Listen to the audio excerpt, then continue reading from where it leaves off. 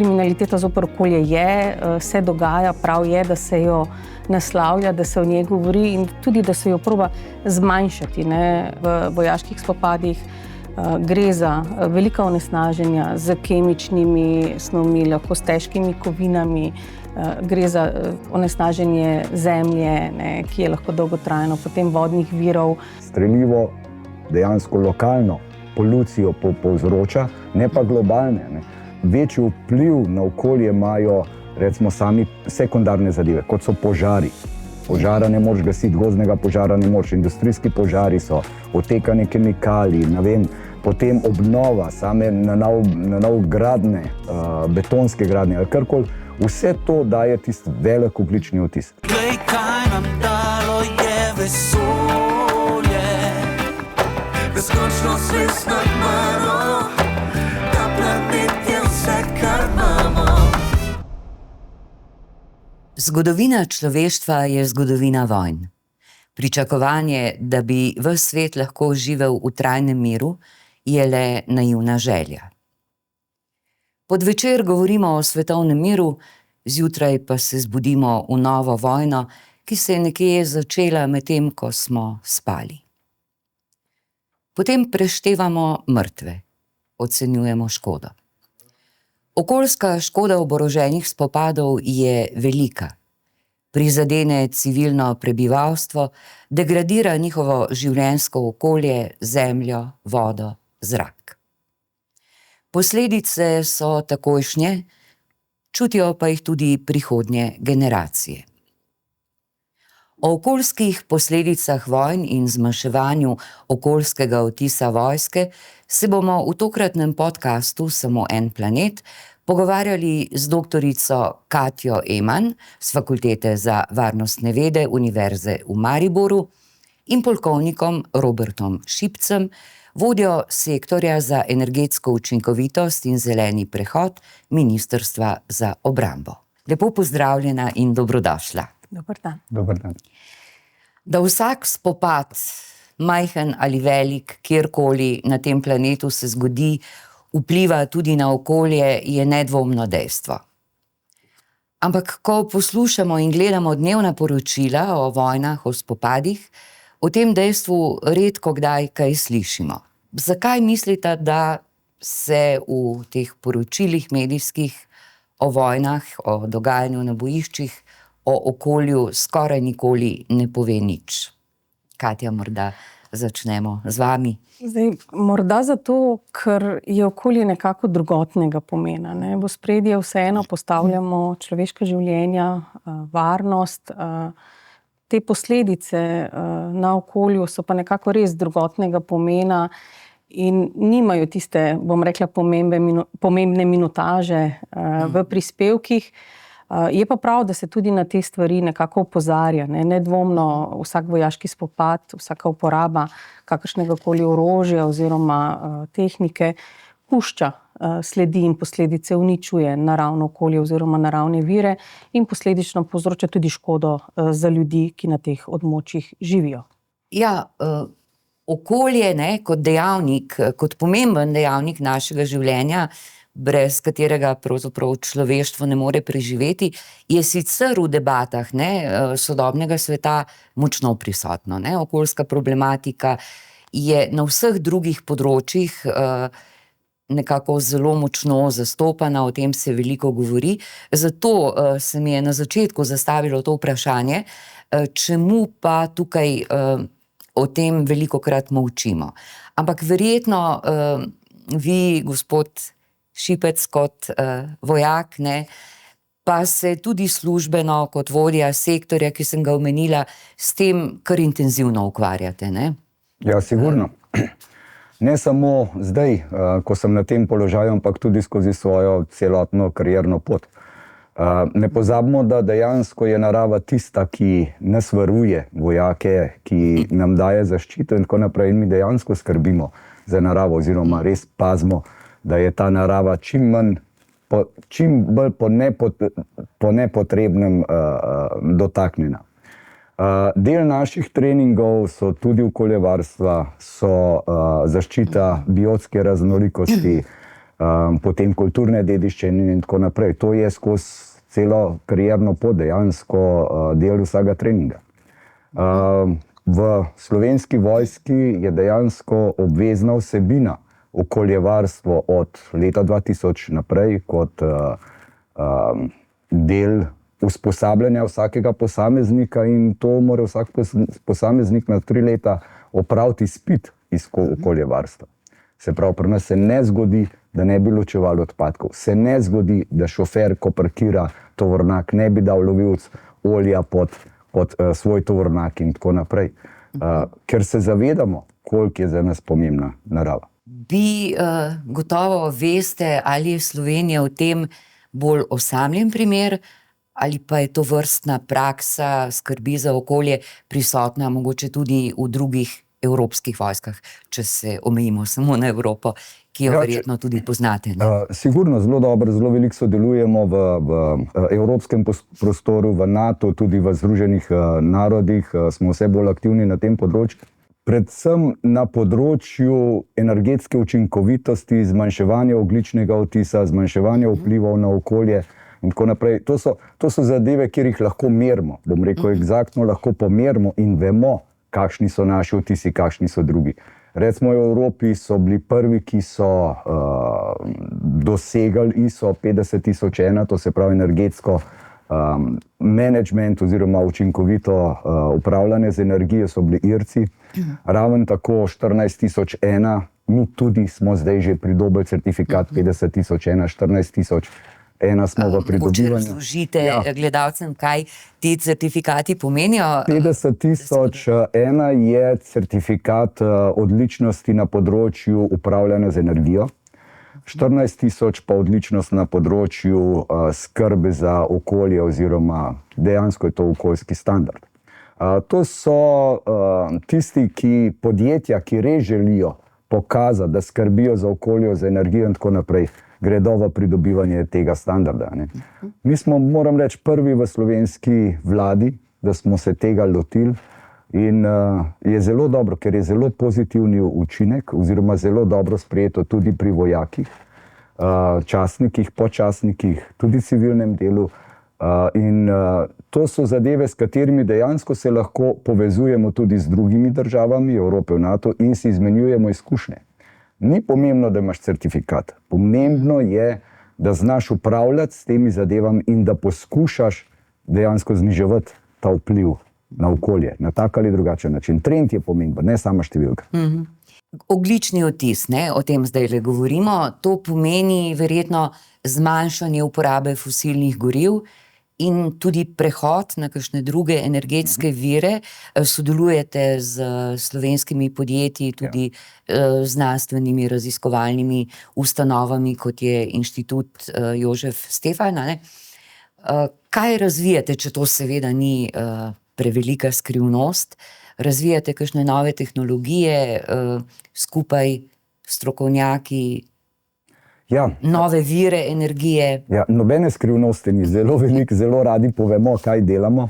Mi smo celo ustanovili z grozdom zelenih tehnologij, TECES-om, ki je v Mariboru, smo ustanovili Slovensko partnerstvo za energijo in okolje, ker dejansko združujemo vso znanost in industrijo v točko, kjer poskušamo motivirati slovensko industrijo, to se pravi obrambno industrijo in pa dual use oziroma industrijo dvojne rabe, v to, da zmanjšajo že sam ogljični odtis v svojem proizvodnem procesu. Drugo, kar je pa, da nam pripravijo tehnologije oziroma dejansko vso opremo, ki bo znatno zmanjšala potrebo po energiji ali imela vpliv na okolje. Tukaj lahko dodam, da tisti, ki nam dobavljajo energijo, nekako ne želijo, da bi mi zmanjšali porabo energije. Pač to je čisto ekonomski vpliv, ampak mi se zavedamo, če zmanjšamo porabo energijo, nam zmanjša kompletno verigo vrednosti, to se pravi kompletno logistično oskrbo in od samega vira pa do same porabe. To se pravi, če na samem koncu mi imamo manj porabe energije, potem bo tudi logistika veliko lažja in tako naprej. Podatki pravijo, da vojaška dejavnost, se pravi ne samo spopadi vojne, ampak tudi delovanje vojske v mirnem času, povzroči okrog 5,5% svetovnih izpustov toplogrednih plinov. Ne? To je podatek, ki presega recimo skupen izpust letalstva in ladijskega prevoza. To je kar velik odstotek, ne? Ampak tukaj govorimo samo o izpustih, o fosilnih gorivih. Vi v svojem raziskovalnem delu pa seveda kot pri raziskovanju okoljskega kriminala, okoljske kriminologije, ne, ki zajema različne dejavnosti, ki povzročajo škodo v okolju, seveda veste, da gre tukaj tudi za druge reči, ne samo za izpuste iz fosilnih goriv, ne? Da, res je, ne. Ogljični odtis oziroma izpusti so samo eno od področij oziroma oblik ekološke kriminalitete povzročene s strani vojsk oziroma oboroženih sil, ker moramo vedeti, ne, ali v mirnodobnem delovanju, še huje pa v vojaških spopadih, gre za velika onesnaženja z kemičnimi snovmi, lahko s težkimi kovinami, gre za onesnaženje zemlje, ne, ki je lahko dolgotrajno, potem vodnih virov, tudi kakšnih drugih komponent, tako da so izpusti v zrak samo ena od oblik in je pomembno, ne, tudi proučevanje ekološke kriminologije na tem področju, predvsem zaradi identificiranja, zaradi preprečevanja in zaradi zmanjševanja teh oblik. Je pa tukaj na področju in vprašanju varnosti vedno težko pretehtati oziroma vrednotiti stvari, pa vendarle, ne.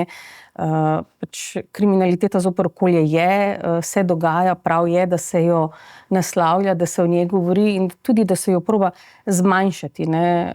Jaz osebno zelo pozdravljam dejavnosti Slovenske vojske, tudi v našem raziskovalnem delu imeli smo ciljni raziskovalni projekt o teh tveganjih zoper okolje in ugotavljali kar veliko pozitivnih vplivov oziroma zelo veliko aktivnost Slovenske vojske tudi v primerjavi z drugimi državami Evrope in širše na področju zaščite in varstva okolja. Slovenija je pravzaprav ena izmed prvih držav, se mi zdi, me boste popravili, če se motim, ampak ki je nekako v javni govor, javni diskurs na mednarodni ravni vpeljala to podnebno, kar sicer zamolčano temo, ne, o vplivu vojn in vojske na okolje in na podnebje. Potem ustanovila je s partnerji tudi globalno zavezništvo za zaščito vode, ne. Poznate, mislim, kaj to zavezništvo pravzaprav pomeni in kaj si lahko od njega obetamo, kakšni so njegovi cilji? Vode so samo en del. Mi moramo dejansko pogledati vse skupaj. Jaz bi samo dodal nekaj, da seveda mi karkoli delamo v smeri, da nikakor ne smemo zniževati naših zmogljivosti, naših vojaških oziroma obrambnih zmogljivosti. Ugotovili smo, da skozi te naše aktivnosti te zmogljivosti izboljšujemo. To je prvo, kar je, treba se tega zavedati, ker če bi mi na račun zmogljivosti, ne vem, zniževali ogljičen odtis, to ne bi bilo prav, ker takrat, ko pride do krize, bi dejansko zaradi tega bilo toliko pa toliko več mrtvih, a ne v končni fazi. Ampak ja, zelo velik na tem področju dela britanska oziroma nevladna organizacija KEOPS oziroma Crisis and Environment Observatory, to se pravi opazovalci okolja oziroma vplivov na okolje, saj vseh teh konfliktov, ne? In oni so dejansko povedali, da če bi bile oborožene sile države, bi nekje bile na 3. mestu po ogljičnem odtisu in tako naprej. In oni računajo skozi znanstveniki, ki so del te organizacije, prostovoljno, so tudi izračunali, kakšen je ogljični odtis ukrajinske vojne, izračunali so, kakšni so vplivi Palestine na okolje in tako naprej. In to ne samo po obsegu 1 in 2, ni samo ta del, kjer se tiče fosilnih goriv, ampak vse ostalo, ne? ker ni problem, oziroma je problem. Mi nismo velik porabnik dizla oziroma fosilnih goriv. Mi smo relativno nizek. Tudi ostale vojske, dobre letalstvo, tisti, ki imajo več letalstva, več porabijo. Ampak te konflikti so bistveno večji vpliv na okolje imajo recimo sami sekundarne zadeve, kot so požari. Požara ne moreš gasiti, gozdnega požara ne moreš, industrijski požari so, odtekanje kemikalij, ne vem, potem obnova, same na novo gradnje, betonske gradnje ali karkoli, vse to daje tisti velik ogljični odtis. Sama poraba strelivo dejansko lokalno polucijo povzroča, ne pa globalne. Ne. Globalne so bolj drugi sekundarni vplivi in tako naprej. In to dejansko je vse zračunano. Ja, mi imamo tudi zračunan ogljični odtis Slovenske vojske in bom rekel, vem zato, ker smo se nekje srečali na konferenci in je bilo uradno povedano, da Cinkarna Celje 5-krat več ogljičnega odtisa letno naredi po obsegu 1 in 2, kot pa celotna Slovenska vojska skupaj z ministrstvom in zaščito in reševanje. Se pravi, mi smo relativno nizek onesnaževalec ali pa pridodamo zelo malo k ogljičnemu svetovnemu odtisu. No. Ampak se pa trudimo, da to zmanjšujemo. In mi imamo strategijo, kako 2050 biti ogljično nevtralni. Vemo, tudi tehnologije razvijamo skozi slovensko industrijo in znanost. Tukaj veliko delamo na vodiku, delamo na sintetičnih gorivih, delamo na bistveno zmanjšani porabi, se pravi bolj učinkovitih zadevah, o učinkovitem ogrevanju, hlajenju, proizvodnji iz obnovljivih virov, hranjenju energije na različne načine. Tukaj je, zakaj? Ker vse te rešitve nam dajo, zboljšujejo naše obrambne zmogljivosti. In to je bistvo. Če nam dejansko, če pride do sinergije, zboljšanja naših zmogljivosti, obrambnih zmogljivosti in pa hkrati tudi zmanjševanje ogljičnega odtisa oziroma vpliva na okolje, potem smo zraven. Vode so samo del tega, seveda. Ja. Zdaj, Slovenija je majhna, tudi naša vojska ni številčna. V globalnih, se pravi, mi nismo tisti, ki bi lahko povzročili veliko ekološko škodo globalnih razsežnosti. Se pa to lahko zgodi, ne? Bojazen, da bi ena od prihodnjih vojn ali morda ta, ki že poteka, ne, povzročila ekološko katastrofo večjih razsežnosti. Ta strah je realen in ta strah je pri ljudeh tudi prisoten. Seveda je, če lahko tukaj dodam, mi imamo različne intenzitete teh konfliktov tudi. Recimo nizke intenzitete, tako je recimo Balkan, ki še vedno nekje tli in tako naprej. Recimo na Kosovu. Kaj dela na Kosovu, kar se tiče okoljevarstva? Tam so rudniki, ne vem, Trebča, ki ima 40 ali koliko ima vseh teh različnih obratov in tako naprej, kjer je veliko kemije noter, veliko je raznih kemičnih stvari, ki bi lahko prišle če bi prišlo do izlitja, ker mogoče niso tam ljudje toliko, se ne zavedajo, kakšno katastrofo lahko to povzroči. Ampak NATO dnevno skrbi tudi za te zaloge, jih gleda, šteje, vidi ali spušča, ali se dejansko ponikne v vodo, ali ne. To se pravi, tukaj, tudi če so konflikti dejansko na tisti lokaciji, sploh če so nizke intenzitete, same oborožene sile za lokalno prebivalstvo tam lahko zelo veliko naredijo. Veliko je bilo, recimo, očiščenja samih površin skozi te. Je seveda problematično tam, kjer so visoke intenzitete ti konflikti, tam ne moreš dejansko narediti. Tam moraš ta prvo poskrbeti, da je mir, da se odbraniš in tako naprej. Vse ostalo pride kasneje. Ja. Zdaj v teh raziskavah, ki jih delate, ne, se pogovarjate tudi verjetno z različnimi ljudmi, od vojakov do civilnega prebivalstva. Kakšno je splošno razpoloženje, mnenje, odnos do tega med ljudmi? Mogoče imate kaj podatkov o tem? Da, lahko. Če se lahko najprej navežem na prejšnje vprašanje, ne, veliko težavo včasih lahko povzroči uporaba kakih kemičnih, radioaktivnih, ne, in podobnih orožij, ki pa res lahko povzročijo kakšno širšo onesnaženje, večjo škodo. Ne. Naprimer tudi zdaj, ko so bila zadeta rezervarji oziroma zbirališče goriva in to, ne, ko smo gledali te velike požare, črni dim, ne, gre za splošno onesnaženje velikih razsežnosti, tako da to so takšne okoljevarstvene oziroma okoljske problematične zadeve. Če pa grem naprej na vprašanje glede raziskovanja, zdaj v Sloveniji je vse odvisno od tega, koliko blizu in koliko daleč od nekega vadišča povprašujemo ljudi.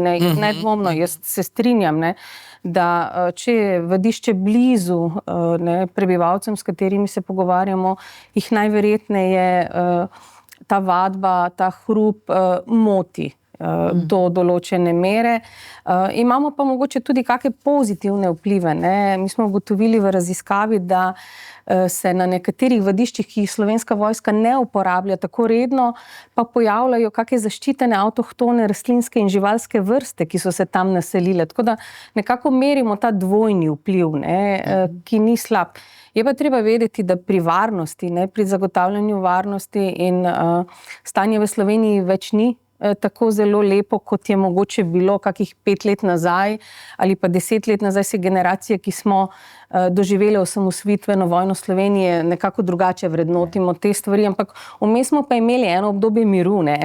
Eno obdobje, ko smo nekako postali malo ležerni, če se lahko tako izrazim, ko ni bilo te napetosti, te varnostne težave, ki pa se je po mojem mnenju in opažanju sedaj med prebivalci spremenila. Jaz se tudi dnevno pogovarjam z študenti na Fakulteti za varnostne vede in je ta neka, čutiti to neko napetost oziroma ta nek strah, kaj pa se lahko zgodi oziroma ne, ni več vse tako lepo, kot je mogoče bilo še kakih 50 let nazaj, ko smo res živeli v enem takem mirnem obdobju.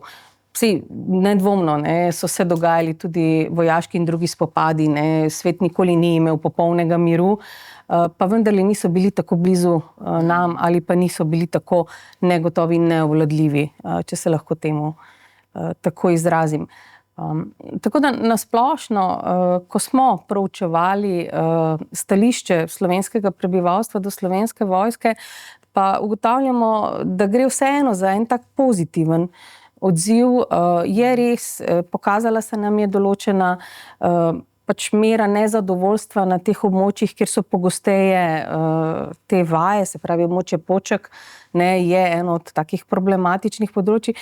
Drugače pa ne, Slovenija oziroma prebivalci nasplošno imajo kar pozitiven odnos do Slovenske vojske, še posebej ne, tisti, ki se zavedajo, da je to nekaj, kar potrebujemo v tem nemirnem obdobju oziroma za zagotavljanje miru. Kako se sporazumevata vojska in civilna družba tam, kjer si delita neko območje, kjer sta zelo tesno blizu? Verjetno mora priti do sodelovanja, do dogovarjanja, drugače. Ne, sigurno, z lokalno skupnostjo zelo dobro sodelujemo. In tukaj sicer to ni moje področje, ampak dejansko je to na najvišjem političnem nivoju in potem po celotni strukturi navzdol se z lokalno skupnostjo se stalno dogovarja, tudi obveščanja so, kaj pa kako se bo dogajalo in tako naprej. Tako da, ja. Ampak moramo vedeti, mi dejansko moramo natrenirati se oziroma moramo se usposabljati, da bomo lahko takrat to uporabljali, ko bo treba. Ne? Ker mi se borimo tako, kot smo se usposabljali. Ne? Je pa tudi res, da pa gradimo velike simulacijske centre, da zmanjšamo samo usposabljanje zunaj na terenu, čeprav je nujno potrebno na koncu, da je se usposabljamo v različnih simulatorjih, to se pravi, vedno zboljšujemo tudi ta naš trening oziroma naše usposabljanje na različne načine, da smo skozi boljši. In pa tudi, da nismo toliko odvisni od vremena, ker določene stvari pač takrat, ko so, tudi to je treba povedati, no, da je zelo velik vpliv te okoljske spremembe oziroma klimatske spremembe na oborožene sile, kakorkoli. V kakšnem smislu? V kakšnem smislu, pa če že pogledamo v Sloveniji, ker se te stvari so skozi bolj občutne, smo mi veliko več aktivirani v sistemu zaščite in reševanja, ker to je del naše naloge. Takrat se mi ne moramo usposabljati oziroma se usposabljamo drugačen način. Potem recimo sama opremo je treba prilagajati visokim temperaturam, ne vem, visokim vetrovom, poplavam in tako naprej. Tukaj je treba gledati vnaprej tudi, kakšne bojo te klimatske spremembe in se prilagoditi za svojo organiziranost, za svojimi zmogljivostmi tem predvidenim spremembam. To niso tako enostavne zadeve in je kar zahteva veliko časa in na koncu tudi denarja in pa usposabljanja. Ne. Prej ste dejali, ne, gozd je vaš zaveznik, pa sem se spomnila, da je gozd, da so gozdovi v Sloveniji od nekdaj že zaveznik slovenskega naroda in njegovih vojska, ne? Kajti partizani brez gozda verjetno ne bi bili tako uspešni v svojem uporu proti okupatorju. Lahko gozd tudi danes še igra pomembno vlogo pri zaščiti, ali pa je sodoben način bojevanja, tehnološki, se pravi droni, zaznavanje, skratka, ne, v partizanih niso mogli zaznavati toplote med drevjem, lahko so samo videli kakšen ogenj, če so ga neprevidno pustili prižganega. Ne. Danes se še mogoče na podoben način bojevati, da? Če pogledamo recimo ukrajinsko vojno, zdaj določene posnetke in tako naprej, dron ne more v gostem rastju leteti. To je dejstvo, zaradi tega postavljajo mreže in tako naprej. To so zdaj največji uničevalci, so te mali poceni droni. Potem termalna slika dejansko ni enaka kot recimo na odprtem. Sigurno je to zelo, zelo pozitivno oziroma dejansko nam daje gozd zaščito.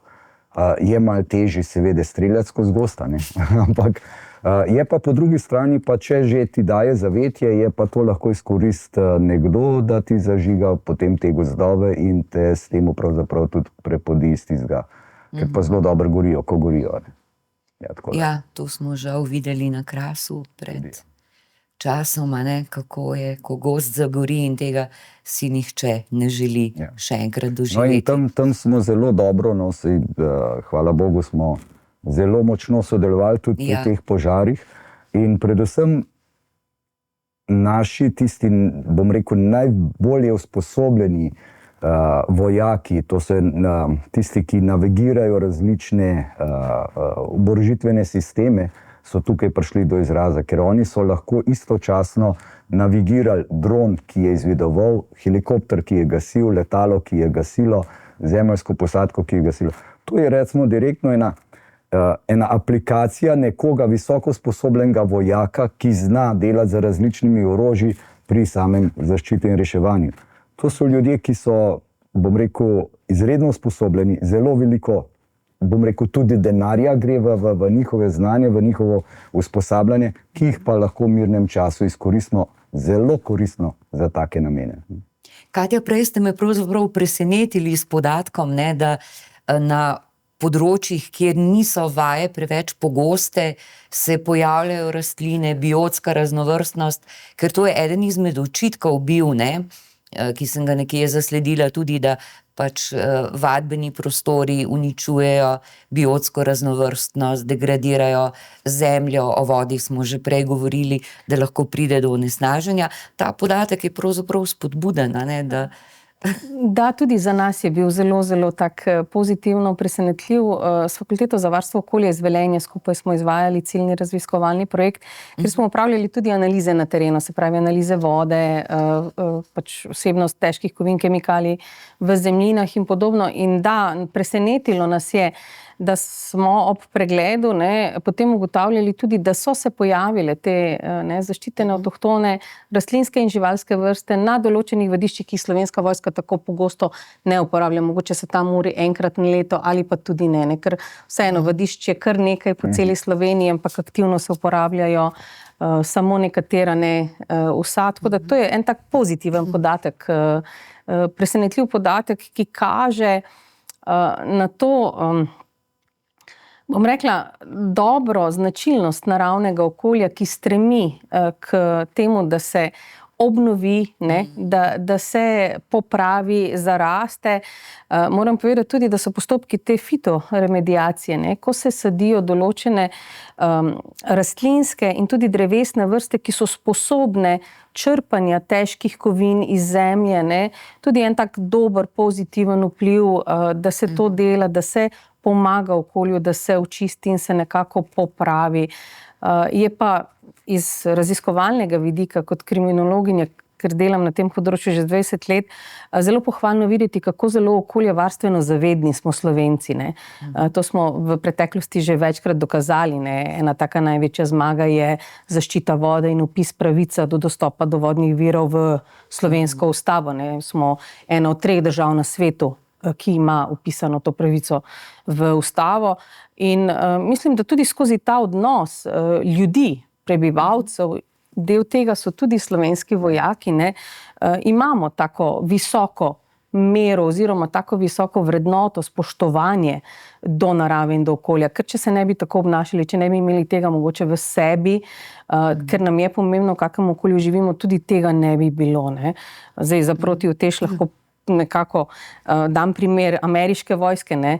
Žal so Američani za temi svojimi vadišči oziroma kampusi znani potem pridejo, ne, in ko odidejo, za sabo pustijo razdejanje. Eden od takih primerov je bil primer vojaške baze v Fruitvale v Združenih državah Amerike, ko so potem prebivalci počistili za njimi in nekako si naredili okolje njim prijazno.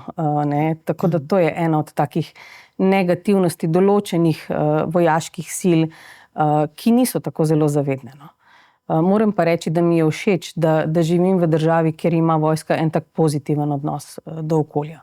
Verjetno vi sami zelo skrbite in nadzirate morebitne izlive, izpuste, onesnaževanje. Je potem še kdo, še kakšna organizacija, ki bdi nad tem, kakšno okolje pušča vojska za sabo? A mislite v Ministrstvu za obrambo oziroma v ne, še kakšen zunanji organ, recimo. Kontrolira, recimo. Ne, če pride do izlitja, sigurno naredimo vse tako, kot je prav, tudi damo neodvisnim inštitucijam potem pomeriti vse te zadeve. Ne samo doma, moramo še nekaj povedati, ta zakonodaja, okoljevarstvena, bom rekel zakonodaja evropska, ki je, dejansko jo mi apliciramo in jo moramo upoštevati tudi, ko gremo na misije. To se dogaja na Kosovu. Jaz sam, recimo, sem vodil področje, tudi inženirije in tako naprej dol na Kosovu v poveljstvu KFOR-ja. In tam je prišlo do izliva nafte v eni bazi, manjši bazi tam. In seveda, ko smo mi to sanirali skupaj z drugimi državami, ne Slovenija, ampak ko je bilo sanirano vse skupaj, se je vse dejansko pomerilo, kakšna je vsebnost tega in tako naprej. Ugotovilo se je dejansko, da je ogromen v tleh težkih kovin. Ampak kaj, baza je bila narejena na odlagališču odpadkov rudnika Trepča. To se pravi, s tem smo potem tudi se zavedali, da mi vojake moramo preseliti na bolj zdravo okolje. Čeprav smo imeli tam bazo, recimo vrsto let. Ne. In to delamo skupaj z drugimi državami. Vse te naše misije, evropske ali NATO misije, imajo okoljske svetovalce. Vsi poveljniki misij imajo okoljske svetovalce. In to je en pomemben podatek, ker skrbimo, gledamo na okolje, bom rekel, na samem vrhu in potem po enotah dol. Javno kot v Slovenski vojski. Imajo okoljske svetovalce, energetske svetovalce in tako naprej. Podjetij, koliko podjetij v Sloveniji ima to? Žal ne vem, verjetno nihče od nas ne ve. Kakšna že, ne, upam. Zdaj, po vsem tem, kar smo danes govorili, oziroma sta vidva povedala, si človek lahko kar oddahne, a ne? Da pač tukaj v tem našem mikro-slovenskem okolju kar lepo skrbimo vsi skupaj ali pa skrbite za to, da se to okolje ohranja, ne? Ko pa gremo na širni svet, da tako rečem, ne, je pa situacija seveda precej drugačna, ne? Ker to, recimo, zdaj zadnja vojna, ki se dogaja na Bližnjem vzhodu, nima samo teh neposrednih vplivov spopadov, ki so grozoviti, ampak tudi vpliva na vse ostale, recimo poti, ne, civilno letalstvo ima zaprt zračni prostor, morajo letala narediti veliko daljšo pot, da pridejo do cilja, potem tudi tovorni ladijski promet je onemogočen, vsaj delno, ne, in tudi ladje morajo napraviti veliko daljšo pot, kar seveda spet pomeni ogromno dodatno porabo energije, ne. In mi lahko vplivamo na naš majhen prostor ne moremo pa vplivati na vse te globalne tokove, trpimo pa tudi njihove posledice, ne? Ja, tukaj absolutno se ne smemo vdahati. Bom rekel, s temi konflikti, ki so zdaj sploh nastali, so močno oslabljene oskrbne poti, predvsem za energenti. Ja. In tukaj mi govorimo o odpornosti države, družbe in pa posameznika. In če gledamo potem to, bom rekel, kdo je pa tisti, ko nastane nekaj, oziroma kdo je tisti first responder, oziroma kdo mora prvo odgovoriti na te lokacije, to so sistemi zaščite in reševanja, oziroma vse te sile skupno za Slovensko vojsko. In če so oskrbne poti z energenti prekinjene, mi ne moramo delati. Izkušnje iz Španije, naši kolegi, ker se velikokrat srečamo skupaj in izmenjujemo te izkušnje, so povedali ob tem blackoutu, ko je zmanjkalo elektrike v Španiji, oni so bili fantastično oskrbljeni, v bazi so bili, vse so imeli, vse delali. Kaj je bil problem? Ko so prišli do prvega križišča, niso delali, semafori so bili blokirani, niso mogli delovati. To se pravi, to so tiste zadeve, ker te globalni konflikti dejansko vplivajo lahko direktno na oskrbne linije, ki jih mogoče zdaj nismo toliko upoštevali v prejšnjih letih, moramo veliko več posvetiti naše energije, same odpornosti cele države, družbe in pa posameznika. In tukaj dejansko moramo več narediti. Seveda pa lahko naredimo z obnovljivimi viri, za hranjenjem energije, za pretvorbe energije v zadeve, ki so nam veliko bolj okolju prijazni in tako naprej. In mi delamo veliko teh raziskav, razmišljamo 15 let naprej mogoče. Za nas, bom rekel en primer, zelo koristna jedrska energija, ampak ne ta, recimo, velike zadeve, ampak manjše zadeve, na zelo majhnih energetskih količinah. 15 let tega sigurno ne bomo videli, mogoče bomo, če bomo mogli zelo hitro delati. Ampak to so zadeve, ki jih moramo zdaj razmišljati, kako skrajšati oskrbne poti in si tako zagotoviti odpornost. Vse to je povezano z okoljem, dejansko. Ideja oziroma informacija o modularnih jedrskih elektrarnah ni nekaj tako zelo novega, je pa še nekaj, kar se razvija, pa vendarle. Naprimer tudi v železarni Akroni Jesenice razmišljajo o tem, ker potem postanejo neodvisni, imajo zagotovljen vir energije, ki ga potrebujejo za svoje delovanje. Bi se pa želela navezati na eno od stvari, ki jo mogoče pozabljamo, ampak jo z vidika kriminalitete zoper okolje opažamo zdaj pri teh spopadih. Naprimer, informacija, da je iz Združenih arabskih emiratov in tudi drugih napadenih držav ogromno ljudi pobegnilo. Pri tem pa za sabo pustilo hišne ljubljenčke. V momentu imamo živali, ki so prepuščene same sebi, in z vidika mučenja živali gre za kriminaliteto oziroma ekološko kriminaliteto, kar je pošastno, če se mene vpraša. In to so pa potem ta ozadja, ki se zgodijo, ki se dogajajo, na katere mogoče včasih pozabimo, jih ne zaznamo tako. Ja, saj pomembni so energenti, pomembna je splošna varnost. Ampak v ozadju se pa mogoče odvija kakšna od takih oblik kriminalitete zoper okolje, na katero pa v prvi vrsti sploh ne pomislimo, pa se dogaja. Ja, ljudje reagiramo v kritičnih situacijah zelo različno, tako da je zelo težko sočasno presojati, kaj in kako, ko si na begu.